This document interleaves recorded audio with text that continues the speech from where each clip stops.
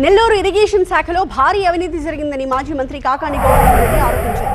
తుఫాన్ పేరుతో 100 కోట్ల స్కామ్ కి పాల్పడ్డారని విమర్శించారు.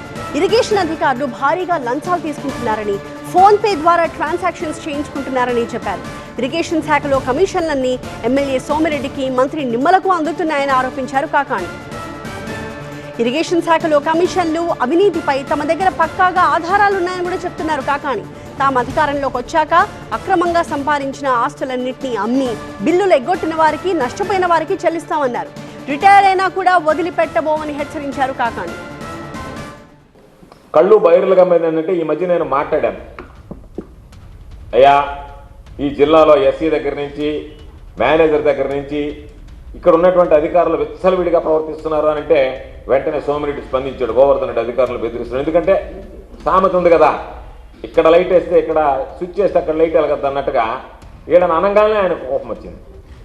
ఈరోజు దానికి సంబంధించి మీకు చూపిస్తా. అంటే ఎంత బరి తెగించారంటే చేతికి డబ్బులు తీసుకునేది మానేసి నేరుగా అకౌంట్లోకే ఫోన్పేలే. అట్లాంటి ఎన్ని ఫోన్పేలు ఉండే లక్షల రూపాయలకు సంబంధించి మేనేజర్తో కాకుండా మేనేజర్ కొడుకు అకౌంట్ విశ్వనాథ్ రెడ్డి పేరుతో ఉండేటువంటి అన్ని ఆ నెంబర్ గుర్తుపెట్టుకుంటే ఆయన పేరుతో ఇచ్చినటువంటివి ఇవన్నీ. ఆ మిగతా ఇప్పుడు చూపించేవన్నీ ఆయన కొడుకు లేలాలి.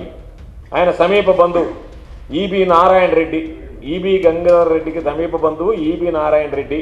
ఆయనకు సంబంధించినటువంటి నేరుగా వీళ్ళు సమర్పించినటువంటి ₹1,00,000 బ్యాంకులో డిపాజిట్ చేసినటువంటివి. ఇంకా అక్కడి నుంచి ఆయన నారాయణ రెడ్డి పేరుతో చేసుకున్న డబ్బులు ఇవన్నీ ₹1,000 కోట్ల స్కామ్. ఒక్క మోంతా తుఫాన్లోనే ₹100 కోట్ల ఇరిగేషన్కి సంబంధించినటువంటిది ఒక్క పని చేయకుండా ఈ జిల్లాలో ఒక్క పని చేయకుండా, ఒక్క పని చేయాల్సినటువంటి అవసరం లేకుండా ₹100 కోట్ల నిధులు ఈరోజు ఎట్లా చేస్తారు ఈ పనులు నాకు చెప్పండి. నీళ్లు వదిలేసి ఉంటారు, నీళ్లు పోతా ఉన్నాయి. మీరు ఈరోజు పనులు చేసే అవకాశం లేదు. నీళ్లు సాఫీగా వెళ్ళిపోయేటప్పుడు ఎఫ్డీఆర్ పనుల అవసరమే లేదు. అటువంటిది ₹100 కోట్ల ఒక్క సీజన్లో స్కామ్ జరిగింది ఈ జిల్లాలోనంటే రాష్ట్ర వ్యాప్తంగా ఎన్ని వేల కోట్ల స్కామ్ జరుగుతుందనేటువంటిది ఒక్కసారి మీరు ఆలోచన చేయండి. కాబట్టి దీని మీద ముఖ్యమంత్రి గారికి కూడా లేఖ రాశాం, మనసు ఒప్పుకోక 24వ తేదీ, అయ్యా ఈ జిల్లాలో దారుణంగా అవినీతి జరుగుతుంది కాబట్టి ఇదిగో ఆధారాలన్నీ మీకు సమర్పిస్తున్నాం. ఈ స్థాయిలో అవినీతి జరిగితే చంద్రబాబు నాయుడు చెప్తున్నాడు కదా, ఎవడైనా తప్పు చేసినా అవినీతి పడ్డా అది చివరి రోజు అయిపోద్ది అంటున్నాడు. చివరి రోజు కాదు, ఇది మొదటి రోజు అవుతుంది వాళ్ళకి.